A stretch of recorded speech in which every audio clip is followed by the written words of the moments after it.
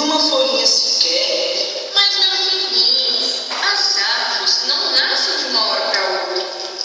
Não? Não, você não pode colocar a sementinha de qualquer maneira na terra. Eu vou lhe contar uma história. Escute com atenção, tá certo? Tá certo. Existia um semeador que saiu a semear. Uma parte das sementes caiu ao longo do caminho e os passarinhos vieram e as comeram.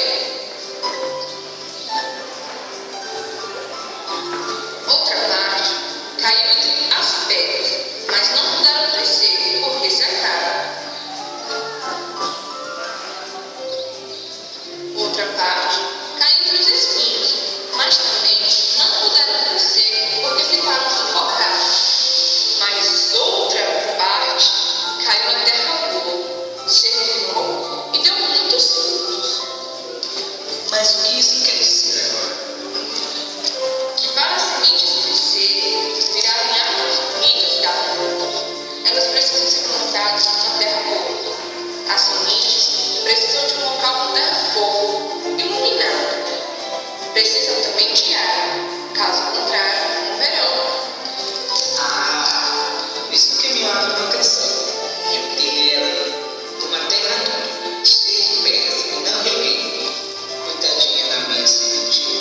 Meu filho, você sabia que no nosso coração deve ser igual a terra boa? Como assim? Meu coração vai ser de terra agora Não. Nosso coração deve estar preparado para receber a palavra de Jesus. Sim, Jesus planta muitas sementinhas no nosso coração. E se nosso coração não estiver preparado para colher a sementinha, ela morrerá.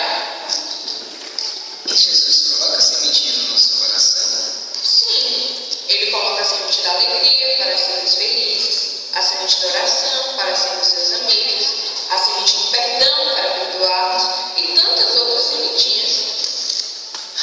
Entendi. E essas sementinhas vão crescendo dentro do nosso coração e nos fazendo amar, rezar, perdoar cada vez mais. Não é isso? Sim, Emanuel, você entendeu tudo.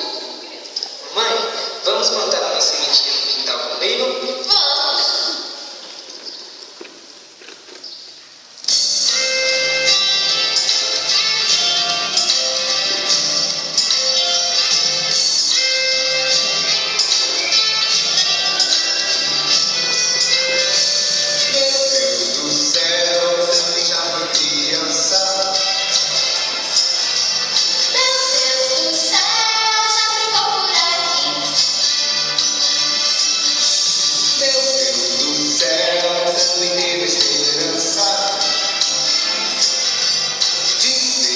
Gente se amar com irmãos.